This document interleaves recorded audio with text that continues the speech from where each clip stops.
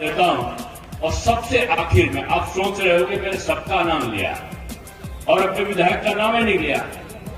ये विधायक नहीं है, ये रॉबिन हुड है जो आपके लिए आपके पीठ पीछे संघर्ष करता है। मेरा कोई परिचय नहीं था धीरेन्द्र सिंह से, और एक दिन मैं माननीय मुख्यमंत्री जी के साथ में बैठा हुआ था, तभी देखता हूं एक लहीन सहीन पर्सनालिटी गुस्से में आ रही है, और आने के बाद जेवर के लोगों को, जेवर के विधानसभा के लोगों को कहां पे मुआवजा मिलना है, कहां उनके साथ गड़बड़ी न हो, टिप्स में हाथ की उंगलियों में नाम गिना गिना के लोगों का और क्षेत्र का कि इनके साथ ये अन्याय नहीं होना चाहिए, उनके साथ ये अन्याय नहीं होना चाहिए, इनके साथ ये नहीं होना चाहिए। एक पार्टी का विधायक अपने क्षेत्र की जनता के लिए अपने हितों को अलग रख के अपनी बात को मुख्यमंत्री के सामने रख रहा है। जब चले गए तो मैंने कहा, माननीय मुख्यमंत्री जी ये आखिर है कौन? बोले डॉक्टर साहब आप नहीं पहचाने? नहीं, मैं धीरेन्द्र तो जान रहा था। ये धीरेन्द्र सिंह है का बीजेपी सबका साथ सबका विकास है। न ब्राह्मण के बारे में, न गुर्जर के बारे में, न जाट के बारे में, हर जाति का अपना महत्व है, और इसीलिए एक गुलदस्ता बना हुआ सारी जाति के लोग यहां पर इनका समर्थन कर रहे हैं।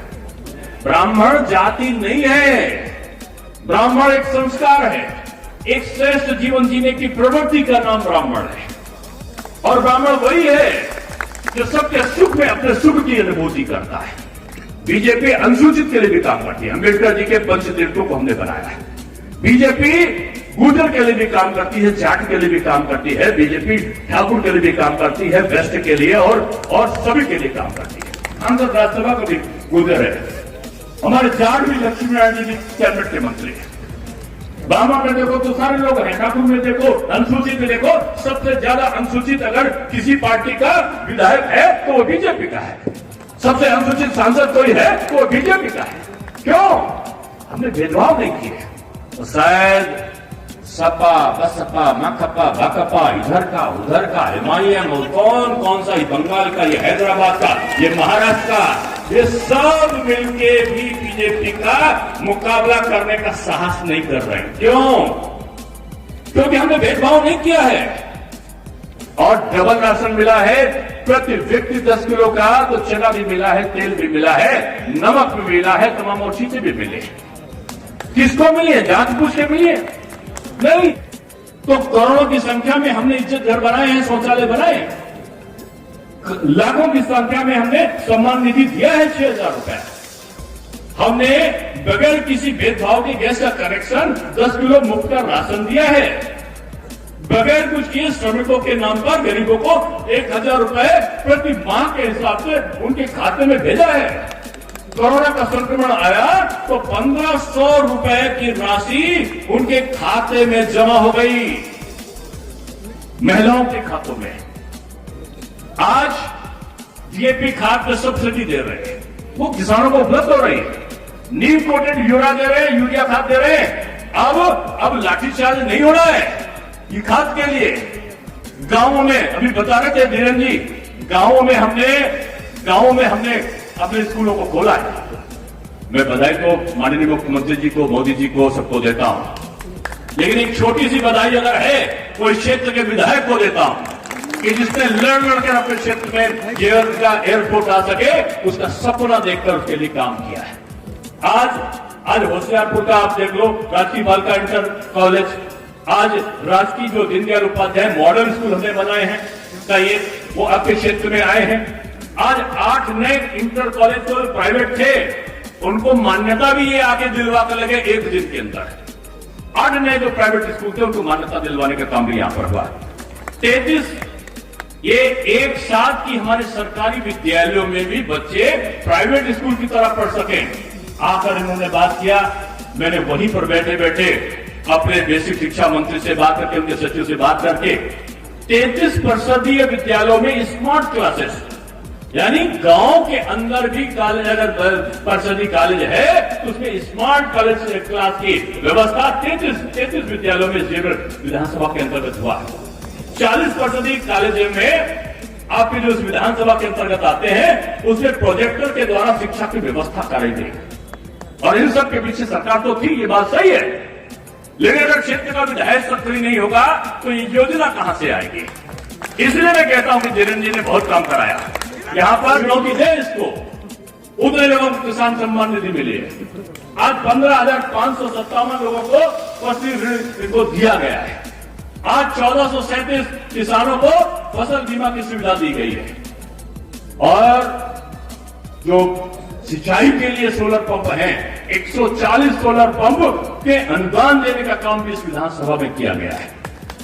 आज 3315 कन्याओं को सुमंगला योजना के अंतर्गत लाभान्वित करने का काम किया गया है।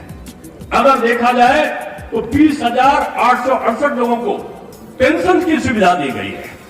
अगर देखा जाए तो 33,545 लोगों को गैस का मुफ्त का कनेक्शन देने का काम किया गया है। अगर ये देखें तो 1 लाख के आसपास नए जो विद्युत के कनेक्शन है उनका यहां पर काम हुआ है। तो इस विधानसभा ने भी रिकॉर्ड लोगों को आयुष्मान योजना से लाभान्वित कराने का काम किया, जिसमें 47,224 लोगों को इस आरोग्य योजना का, जो मुख्यमंत्री आरोग्य योजना थी और आयुष्मान भारत का कार्ड था, उसे 47,000 से ऊपर लोगों को इसका लाभ मिला होकर 11 लाख करोड़ की अर्थव्यवस्था थी। आज जब हम खड़े हैं तो 22 लाख करोड़ की अर्थव्यवस्था उत्तर प्रदेश की हो गई है। जब हम आए तो बेरोजगारी की दर 17.4 थी। आज जब हम खड़े हैं तो बेरोजगारी की दर 4.9% के आसपास हो गई। 4.5 लाख लोगों को नौकरियां दी है सरकार ने। एक नौकरी के ऊपर कोई उंगली नहीं उठी है। घर बैठे लोगों को उनका मोबाइल फोन पर उनकी नियुक्ति का संदेश पहुंचा है, उनकी नियुक्ति की, उनकी ज्वाइनिंग हुई है। आज 3.5 लाख लोगों को संविदा की नौकरी मिली है। आज 1,61 लाख लोगों को निजी क्षेत्र में नौकरियां मिली है। ये नोएडा का जो क्षेत्र है ये आईटी का हब बन गया है। मेरे पास आईटी विभाग भी है और आपको बताते हुए मुझे गर्व हो रहा है कि आज चीन से और दुनिया के दूसरे देशों से जब आईटी कंपनियां छोड़ कर भाग रही हैं तो वो भारतवर्ष में आ रही है और भारतवर्ष में भी वो उत्तर प्रदेश में आ रही हैं और उत्तर प्रदेश में भी वो नोएडा के अंदर आ रही हैं। आज शहरों में 24 घंटे बिजली आती है, ये बीजेपी की सरकार में हुआ।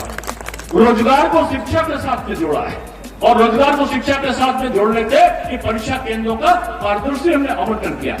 पहले सरकार में माफिया पर अंकुश हुआ, लेकिन अध्यापक और शिक्षक और छात्र का कहीं अपमान नहीं होने दिया गया और नकल। अपराधियों को टिकट देने के लिए अन्य पार्टियों को डिप्टी सीएम ने जमकर कोसा। सपा ये बसपा ये माकपा ये भाकपा ये कांग्रेस ये एमआईएम, ऐसे लोगों को टिकट क्यों दे रहे हो जिन पर आपराधिक मुकदमे दर्ज हैं, अपहरण के मुकदमे दर्ज हैं, जिन पे मुजफ्फरनगर के और तमाम सहारनपुर के दंगों के दाग हैं। इसलिए मत भूल जाना, ये मोदी की सेना के सेनानियों ये अलग जगह दो। सभा में गौतम बुद्ध नगर के सांसद डॉक्टर महेश शर्मा नहीं थे, इसकी सफाई दी डिप्टी सीएम ने। किस तरह की कोरोना हुआ है उन्हें, आइए सुने क्या कहा डिप्टी सीएम ने। आ रहे थे कल मुझे यहाँ के सांसद जी ने फोन किया कि डॉक्टर साहब मैं आपकी बंद करके आपके कार्यक्रम में चल रहा हूँ, लेकिन मुझे थोड़ा सा बुखार और जुकाम भी हो गया है। मैं चेकिंग मैंने कराया कोविड की, दुर्भाग्य से संभवतः वो पॉजिटिव निकले और वो नहीं आए, लेकिन उनका संदेश जरूर था कि इस सीट का रिकॉर्ड बदलने वाला है और इस सीट का जीत का मत जो होगा वो मत जो है पिछले से कहीं ज्यादा होगा।